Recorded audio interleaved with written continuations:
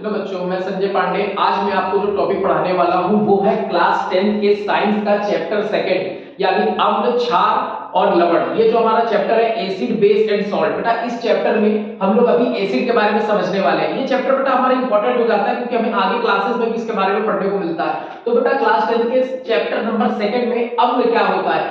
बेटा अगर हम डायरेक्ट टॉपिक पर चले तो अम्ल हमारा, हमने पढ़ा होगा कि अम्ल खट्टी चीजों में पाया जाता है। ठीक है, जैसे मान लीजिए हमने कहा अम्ल का स्वाद कैसा है, अम्ल का स्वाद खट्टा होता है, अच्छी बात है, हम जानते हैं। पर बेटा हम हर अम्ल को ऐसे चख कर तो नहीं देख सकते ना कि हमने उसे चखा और हमें खट्टा लगा तो ये अम्ल है। भाई अम्ल बहुत स्ट्रांग होता है, एसिड बहुत स्ट्रांग होता है, तो अगर हम उसे चखने जाएंगे तो पहले तो उंगली जलेगी। नेक्स्ट मान लीजिए हमने उंगली से नहीं किसी और चीज से उठाकर मुंह पे रखा तो जीभ भी जलेगी। नेक्स्ट यानी कि हम हर अम्ल को चख कर नहीं देख सकते, तो उसके लिए दूसरे तरीके भी होते हैं अम्ल को पता करने के। तो हम लोग बेसिक बात करें डेफिनेशन की, तो अम्ल होता क्या था। अम्ल असल में कहां से आया, तो अम्ल बेटा एक लैटिन वर्ड होता था, एक लैटिन शब्द है एसिडस।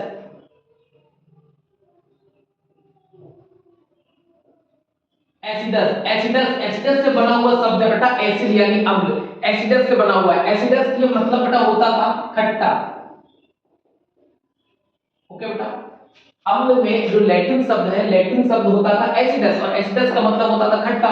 इसलिए हमें पढ़ा कि अम्ल जो होता है वो खट्टा होता है स्वाद में, उन्हें हम अम्ल कहेंगे। जो चीज स्वाद में खट्टी लग रही है वो अम्ल है, वो बात ठीक है। बट हम इसके कुछ पॉइंट्स जान लें कि अम्ल बेटा किसे कहते हैं। तो वे पदार्थ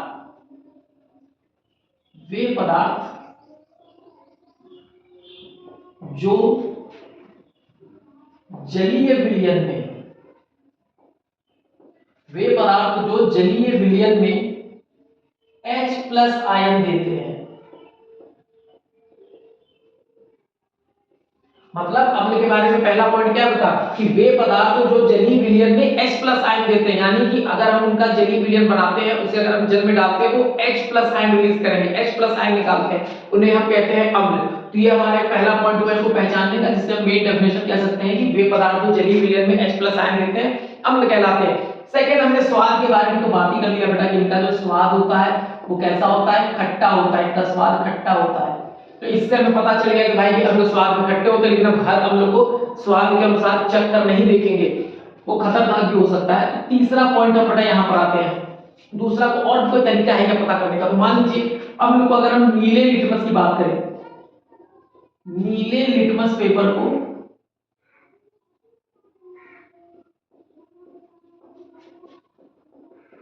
लाल कर देते हैं। बेटा एक लिटमस पेपर होता है हमारा, एक इंडिकेटर है, सूचक है लिटमस पेपर। अगर हम उसे अम्ल में डुबाएंगे तो वो नीले कलर के लिटमस पेपर को लाल कर देगा। अगर लाल कलर का लिटमस पेपर है तो उसे कोई इफेक्ट नहीं होगा, वो चेंज नहीं होगा। बट अगर नीला कलर है उसको वो लाल कर देता है, यानी नीले लिटमस पेपर को लाल कर देता है। ये अम्ल की पहचान है। हमारे पास दो गिलासों में, एक में अम्ल हो, एक में ना हो, एक में कुछ और पदार्थ हमें चेक करना है। हम सिंपल एक काम करेंगे, नीला लिटमस पेपर उठाएंगे और उसे दोनों गिलास में डुबाएंगे, जिसमें उसका कलर चेंज होकर लाल हो जा रहा है वो हमारा एसिड है, अम्ल है। ठीक है, तो इस तरह से बेटा हम पता कर लेंगे सुरक्षा पूर्वक, हमें कोई यहाँ पर दिक्कत नहीं होगी। तो अम्ल का स्वाद खट्टा होगा, अम्ल नीले लिटमस पेपर को लाल कर देगा। और मेन डेफिनेशन होगी वे पदार्थ जो जलीय विलयन में H+ आयन देते हैं उन्हें हम अम्ल कहते हैं। नेक्स्ट बात करते हैं अगले टॉपिक पे इसके। तो अगला पॉइंट हमारा है कि अम्ल प्रकार कितने हैं, अम्ल के कितने प्रकार। तो बेटा हम बात करते हैं इनकी स्ट्रांगनेस पे, इनकी प्रबलता पर। तो पहला इनका प्रकार हो जाता है प्रबल अम्ल। प्रबल अम्ल, तो प्रबल अम्ल किसको बोलेंगे बेटा, नाम से पता है प्रबल माने स्ट्रांग, स्ट्रांग एसिड की बात कर रहे हैं लोग। तो इनकी पूरी पावर किस पे डिपेंड करती है, H+ आयन देने पर। वो जलीय विलयन में H+ आयन देते हैं। तो अगर कोई अम्ल जल में पूरी तरह से या अधिक मात्रा में H+ आयन दे रहा है तो यहां पर लिख सकते हैं बेटा पूर्णतः H+ आयन देते हैं। पूर्णतः बेटा आप ये कह सकते हो कि अधिक मात्रा में, जो जितना अधिक मात्रा में H+ आयन देगा वो उतना प्रबल होगा। नेक्स्ट मान लीजिए किसी भी एसिड में, अगर मान जो हमारे पास एसिड है 100 H+ आयन का हम लेके चलते हैं बेस, तो अगर एक गिलास में एक एसिड है, दूसरे में एक एसिड है, और हम पहले गिलास से अगर एसिड को डालते हैं जलीय विलयन में और वो मान लीजिए अगर 90 H+ आयन देता है और जो सेकंड वाला है वो हमारा 70 H+ आयन देता है, तो एक 90+ दे रहा है और एक 70 H+ आयन दे रहा है, तो ऐसे में 90 वाला ज्यादा स्ट्रांग है, यानी वो प्रबल कहलाएगा, और उसके कंपैरिजन में 70 वाला दुर्बल कहलाएगा। तो यानी कि प्रबल अम्ल की पहचान क्या है कि वो पूर्णतः H+ आयन देगा या फिर अधिक मात्रा में जो H+ आयन देगा वो हमारा प्रबल कहलाएगा। इनके एग्जांपल बता आप लिख सकते हैं, जैसे HCl प्रबल में लिया जाता है, H2SO4 प्रबल में लिया जाता है, HNO3 ये भी हमारा प्रबल में लिया जाता है। तो इस तरह से हमारे कुछ प्रबल एसिड्स भी हैं हमारे की, मतलब स्ट्रॉन्ग एसिड है, प्रबल अम्ल है। नेक्स्ट इनका सेकंड प्रकार हो जाता है दुर्बल।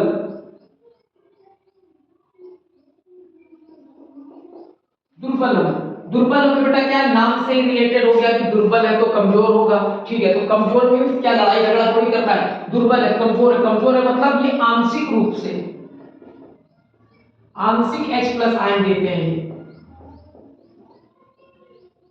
आंशिक रूप से मतलब बेटा कम मात्रा में, मीन जैसा कि मैंने बताया था ना कि एक 70 दे रहा है H+ आयन और एक 90 दे रहा है, तो 90 वाले को हम स्ट्रॉन्ग कहते हैं, 70 वाला वीक हो जाएगा। तो उसी तरह से यहाँ पर दुर्बल वाला क्या होगा, कम मात्रा में H+ देगा, यानी आंशिक रूप से H+ आयन देता है, इसको हम दुर्बल अम्ल बोलते हैं। फॉर एग्जांपल CH3COOH एक दुर्बल अम्ल हो गया, एसिटिक एसिड की बात करें, HCl एक दुर्बल अम्ल हो गया। तो इस तरह से हम दुर्बल अम्ल की बात भी कर सकते हैं। नेक्स्ट बेटा अगला हमारा आता है, अब इनके अब हम स्ट्रॉन्गनेस की बात H+ आयन के हिसाब से नहीं देखेंगे बेटा, अब हम जल की मात्रा के हिसाब से बात करेंगे। तो तीसरा प्रकार हो गया इनका सांद्र अम्ल। सांद्र मतलब बेटा आप सिंपल समझिए गाढ़ा, सांद्र मींस गाढ़ा। गाढ़ा मींस क्या हो गया कि जैसे मान लीजिए किसी भी अम्ल में अगर अम्ल अधिक है, अम्ल अधिक है प्लस जल कम है, पानी कम लिया जाए और अम्ल की मात्रा ज्यादा रखी जाए तो उसको बोलेंगे सांद्र अम्ल, मींस गाढ़ा। अब इसमें से हम किसी को भी ले सकते हैं जिसमें हम पानी कम डालें और एसिड की मात्रा को ज्यादा रखें, तो वहां पर हमारा सांद्र अम्ल तैयार होता है। नेक्स्ट अगर हम बात करें तनु अम्ल, तनु मींस बेटा आप देखो सांद्र में भी कहा ना कि गाढ़ा है, और तनु अम्ल, तनु माने पतला। अब किसी चीज का पतला सॉल्यूशन बनाने के लिए बेटा हम क्या करते हैं, पतला सॉल्यूशन बनाने तो पानी बढ़ा दो, पतला सॉल्यूशन हो जाएगा। यानी कि तनु अम्ल में क्या होगा, जो अम्ल है वो कम होगा प्लस जल जो है वो अधिक होगा, पानी अधिक मात्रा में होगा। तो जल अधिक हो जाए तो उसको बोलते हैं तनु अम्ल हो गया, यानी पतला अम्ल है, कम पावर का होगा। और सांद्र वाला बेटा स्ट्रॉन्ग वाला आ जाएगा, यानी गाढ़ा अम्ल है उसमें अम्ल अधिक है और जल कम है। तो इस तरह से बेटा हम अपने अम्ल के बारे में जानते हैं कि अम्ल होता क्या है। एक बार फिर से रिकैप समझ लेते हैं क्या है कि लैटिन शब्द है एसिडस, एसिडस से इसका नाम आया था कि ये खट्टा होता है स्वाद में, तो हमें पता चला एसिड है, ये अम्ल है। वे पदार्थ जो जलीय विलयन में H+ आयन देते हैं उन्हें हम अम्ल कहते हैं। ये मेन डेफिनेशन हो गई हमारी। अब पहचान के लिए कई बातें, जैसे स्वाद में खट्टे होते हैं, नीले लिटमस पेपर को लाल कर देते हैं, ये भी इसकी पहचान हो सकती है। प्रबल अम्ल की बात करें, अम्ल के प्रकार, थोड़ा प्रकार में हमारा प्रबल अम्ल, प्रबल मतलब स्ट्रॉन्ग अम्ल, तो पूर्णतः H+ आयन, यानी जलीय विलयन में हमें कहा था ना जलीय विलयन में H+ आयन देते हैं, तो अगर ये जलीय विलयन में पूर्णतः H+ या फिर अधिक मात्रा में H+ आयन देते हैं तो इनको हम बोलते हैं प्रबल अम्ल। एग्जांपल के लिए लिखा है HCl, H2SO4 या HNO3। दुर्बल अम्ल की बात करें तो वे अम्ल जो आंशिक रूप से H+ आयन देते हैं, आंशिक मींस बेटा कम मात्रा में, यानी कि पूरा वो अधिक मात्रा में H+ आयन नहीं देंगे, आंशिक रूप से देंगे, यानी कि जलीय विलयन में H+ आयन आंशिक रूप से मिल रहा है, कम मात्रा में, सब दुर्बल अम्ल बोलते हैं। एग्जांपल हमने लिखा है CH3COOH या फिर HCl। अब आता है इनके गाढ़ेपन को लेकर, तो हमारा बेटा सांद्र अम्ल, सांद्र अम्ल मींस गाढ़ा अम्ल की बात कर रहे हैं। अब ये स्ट्रॉन्ग क्यों, क्योंकि अम्ल अधिक है और जल कम है, तो ये गाढ़ा बनेगा, सांद्र बनेगा। अगर तनु बनाना हो तो इसी में बेटा क्या करो, अम्ल को कम कर दो और जल को बढ़ा दो, जल की मात्रा अधिक कर दो, तो ये तनु भी अम्ल बन जाएगा, यानी कि पतला अम्ल बन जाएगा। तो इस तरह से बेटा अम्ल के हमारे 4 प्रकार हो जाते हैं। तो बेटा नेक्स्ट टॉपिक हम लोग बनाएंगे, अब पढ़ेंगे क्षार के बारे में। तो हम अगले टॉपिक पे क्षार पे चलते हैं। तो बच्चों हमारा जो नेक्स्ट टॉपिक है वो है क्षारक। क्षारक मतलब बेसिक की बात कर रहे हैं, बेस की बात करते हैं। जैसे बेटा हमने अम्ल में पढ़ा कि वे जलीय विलयन में H+ आयन देते हैं, तो क्षारक के बारे में बात है कि बेटा ये जलीय विलयन में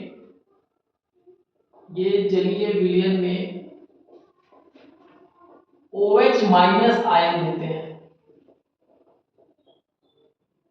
तो बेटा ये अपने जलीय विलयन में क्या देंगे, OH- आयन। इस पर हमें ध्यान रखना है कि वो अम्ल जो होते हैं तो H+ आयन देते हैं जलीय विलयन में, और ये OH- आयन देते हैं।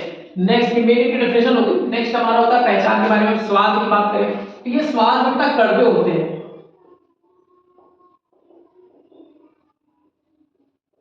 कड़वे या कसैले स्वाद के।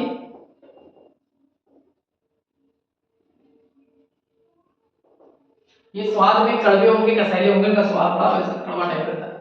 थर्ड बात करें जैसे अम्ल में क्या था बेटा, वो नीले लिटमस पेपर को लाल में बदल देता था। अब यहां पर ये उल्टा करेगा बेटा, ये लाल लिटमस को,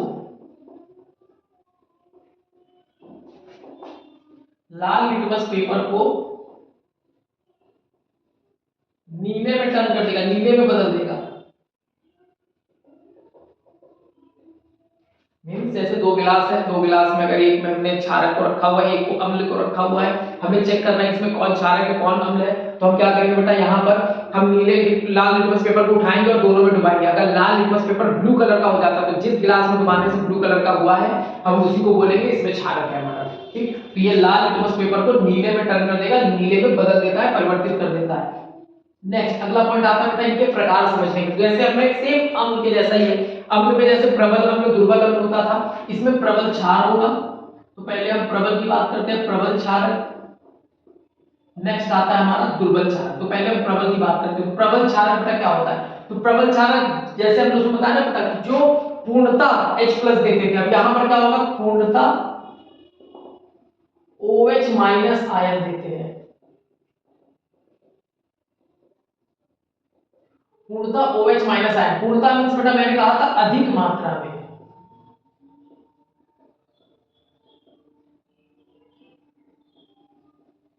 अधिक मात्रा में अगर OH- देता है तो ये हमारा प्रबल क्षारक कहलाएगा।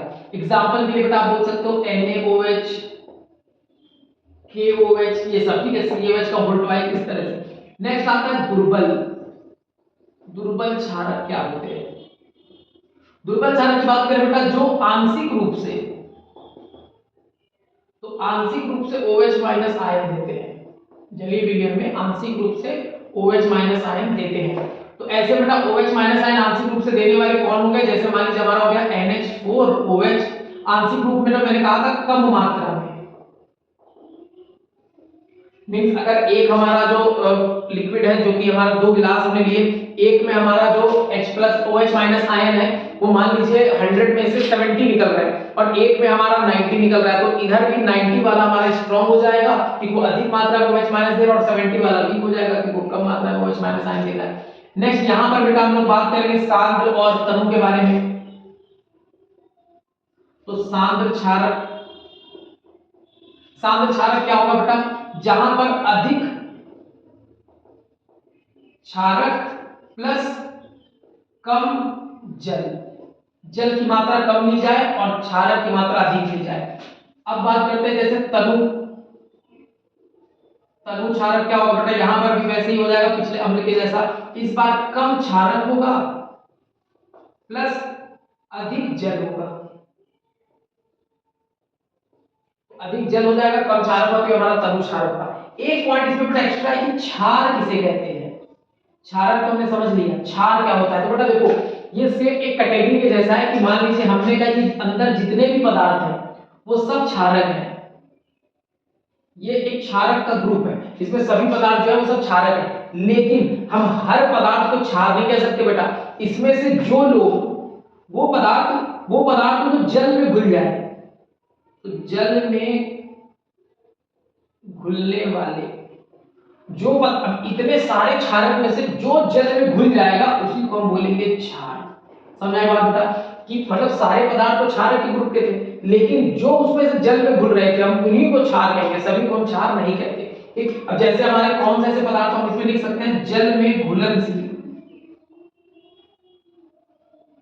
जल में घुलनशील क्षारक, जल में जो घुलनशील क्षारक होते हैं उन्हीं को हम क्षार कहते हैं। अब एग्जांपल के बेटा आप इसमें समझ सकते हैं NaOH, KOH, MgOH hold wise. तो बेटा ये सब हमारे एग्जांपल ऐसे हैं जो कि क्षार के बारे में बताते हैं कि क्षारक तो सभी हैं, बट जो जल में घुलनशील हो, जो जल में घुल जाए उन्हें हम क्षार कहते हैं। जैसे हमारे NaOH, KOH, MgOH hold wise, ये ऐसे पदार्थ हैं, हमारे ऐसे क्षारक हैं जो जल में घुलते हैं, इसलिए इनको हम क्षार की कैटेगरी में रखते हैं, सभी को नहीं रखते। तो बेटा ये हमारा क्षारक के बारे में था कि ये जलीय विलयन OH- देते हैं। नेक्स्ट ये स्वाद में कड़वे या कसैले होते हैं, ये लाल लिटमस पेपर को नीले में बदल देते हैं, अम्ल से उल्टा काम करते हैं। प्रबल क्षारक जो पूर्णतः OH- आयन देगा यानी अधिक मात्रा में देगा, एग्जांपल लिखा है NaOH, KOH। दुर्बल क्षारक की बात करते हैं, आंशिक OH- आयन यानी कि कम मात्रा में OH- आयन देते हैं, एग्जांपल NH4OH हो गया। सांद्र क्षारक क्या होते हैं बेटा? जिसमें अधिक क्षारक की मात्रा हो और कम जल की मात्रा हो, सांद्र यानी गाढ़ा वाला क्षारक होगा। तनु क्षारक यानी पतला क्षारक कैसा होगा कि इसमें क्षारक की मात्रा कम होगी और जल की मात्रा अधिक होगी।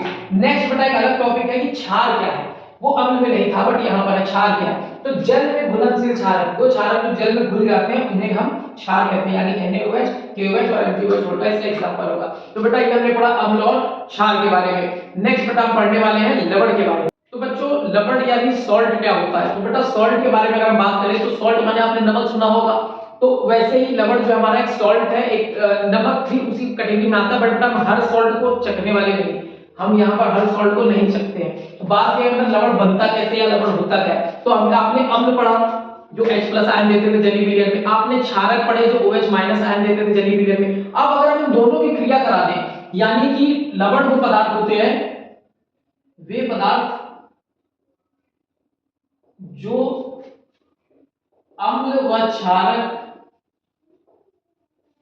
की परस्पर क्रिया से प्राप्त होते हैं।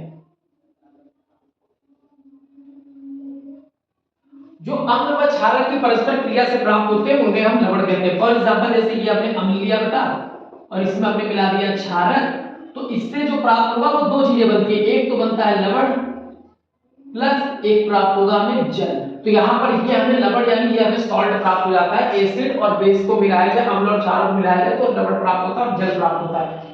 एग्जांपल के बेटा आप ऐसे समझिए कि मान लीजिए हमने एक एसिड ले लिया HCl प्लस बेस में क्षार में हमने ले लिया NaOH। अब जब इनकी परस्पर क्रिया कराई जाएगी बेटा तो हमारा H और OH ये क्या बनता है बेटा? वाटर बनता है, H2O।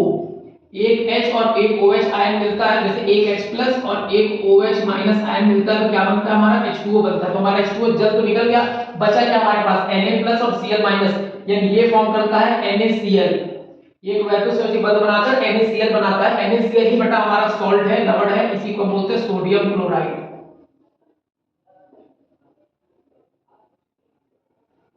जिसे आप बेटा खाते हैं ना नमक, सोडियम क्लोराइड, NaCl उसका फॉर्मूला होता है सोडियम क्लोराइड। तो बेटा लवण क्या है? जो अम्ल और क्षारक की परस्पर क्रिया से प्राप्त होते हैं उन्हें हम अम्ल लवण कहते हैं। अब जैसे एग्जांपल में हो गया NaCl, KCl, तो आपने जैसे NaCl देखा वैसे KCl भी है, NH4Cl है, ये सभी हमारे सॉल्ट है, NH4Cl भी आप ले सकते हैं। तो इस तरह से बेटा हमारा जो लवण होता है वो वे पदार्थ जो अम्ल और क्षारक की परस्पर क्रिया से प्राप्त होते हैं उन्हें हम लवण कहते हैं, सॉल्ट कहते हैं, वो हमने यहाँ पर आपको दिखाया। अब बेटा जो अभिक्रिया होंगे ना, इस अभिक्रिया को हम लोग एक नाम से जानते हैं जिसे हम बोलते हैं उदासीनीकरण अभिक्रिया। उदासीनीकरण अभिक्रिया कहते हैं। उदासीनीकरण अभिक्रिया क्या होती है बेटा? ये एक दूसरे को उदासीन कर देते हैं। मींस अगर हमने मान लीजिए इसको समझने के लिए ये जो हमने रिएक्शन करवाई थी अम्ल और क्षारक की, अगर मान लीजिए हमने प्रबल अम्ल लिया, ये हम लोग लवण के प्रकार समझ रहे बेटा, लवण के प्रकार, लवण के प्रकार जैसे मान लीजिए हमने प्रबल अम्ल लिया और प्रबल क्षारक भी लिया है, तो इनके मिलने से जो लवण बनेगा वो बेटा कैसा होगा? ये प्रबल है, ये प्रबल है, दोनों एक दूसरे को कैंसिल कर देंगे, यानी प्रबल प्रबल एक दूसरे को कैंसिल करेंगे, तो जो हमारा जो लवण बनेगा वो उदासीन बनेगा। उदासीन मतलब प्रबल अम्ल, जो अम्ल और क्षारक एक दूसरे का अपोजिट बेटा, ये एक दूसरे को खत्म कर देंगे, प्रबल प्रबल कैंसिल होगा और यहाँ पर जो लवण बनेगा वो उदासीन बनेगा। या फिर मान लीजिए हमने इसे दुर्बल लिया अम्ल को और जो क्षारक है ये भी हमने दुर्बल ले लिया, तो दोनों अगर दुर्बल है तो यहाँ पर जो लवण बनेगा वो भी कैसा बनेगा बेटा? उदासीन, क्योंकि दोनों ही वीक है, दोनों ही दुर्बल है, तो यहाँ पर जो लवण बनेगा ये भी कैसा बनेगा? उदासीन बनेगा, क्योंकि दोनों ही वीक थे। अगर मान लो थोड़ा उल्टा करते और हमने प्रबल अम्ल लिया प्लस दुर्बल क्षारक लिया, क्षारक हमने कैसा लिया बेटा? दुर्बल, तो यानी अब ये अलग अलग नेचर के, ये अम्ल जो है वो तो स्ट्रांग है, ये वीक है, प्रबल अम्ल और क्षारक दुर्बल है, तो यहाँ पर हमें लवण तो प्राप्त होगा प्लस उसका नेचर कैसा होगा बेटा? तो नेचर अब उसका दुर्बल और प्रबल एक दूसरे को बराबर में खत्म कर सकते हैं। अम्ल स्ट्रांग है तो नेचर यानी इसका कैसा होगा? अम्लीय होगा। लवण तो बनेगा क्योंकि अम्ल और क्षारक मिल रहे हैं तो लवण बन रहा है, बट नेचर इसका अम्लीय, अभी उसमें खट्टापन होगा यानी अम्लीय होगा।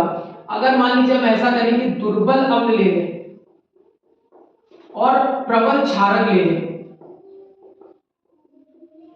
तो तो ऐसे में हमने क्षारक को प्रबल कर दिया और अम्ल को दुर्बल कर दिया, तो इस प्रकार जो लवण बनेगा, लवण तो फिर भी बनेगा क्योंकि अम्ल क्षारक क्रिया कर रहे हैं। अब यहाँ पर बेटा क्या होगा, एक लवण तो बनेगा लेकिन कैसा होगा, प्रबल के जैसा, यानी क्षारक के जैसा, यानी क्षारकीय प्रकृति होगी इसकी, तो क्षारक के जैसा नेचर होगा इसका लवण का। तो इस तरह से बेटा लवण के प्रकार होते हैं जो 3 प्रकार का होता है, अम्लीय होगा, क्षारकीय होगा या उदासीन होगा। उदासीन दो तरह से आ सकता है, दोनों प्रबल हो अम्ल और क्षार, या फिर दोनों दुर्बल हो।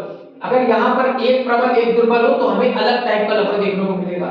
प्रबल अम्ल है और दुर्बल क्षारक है तो अम्लीय प्रकृति का होगा लवण, दुर्बल अम्ल और प्रबल क्षारक है तो प्रबल यानी क्षारकीय प्रकृति का लवण होगा। तो ये बेटा हमारा लवण के बारे में यानी अम्ल, क्षार और लवण का बेसिक हमने आपको बताया कि ये होता क्या है। नेक्स्ट वीडियो में हम आपको इसके और टॉपिक्स के बारे में बताएंगे और इनके क्वेश्चंस भी हम देखेंगे हमसे कैसे पूछा जाता है। तो बेटा अगर आपको वीडियो पसंद आई हो तो इसे लाइक करें, शेयर करें, ज्यादा से ज्यादा लोगों तक पहुंचाएं ताकि उन्हें भी सीखने का मौका मिले। और बेटा हमारे चैनल को सब्सक्राइब जरूर कर ले और नोटिफिकेशन बेल को जरा प्रेस कर दीजिएगा ताकि हमारी नोटिफिकेशन आपसे मिस ना हो और आप कोई भी वीडियो को मिस ना करें। तो thank you so much, have a good day.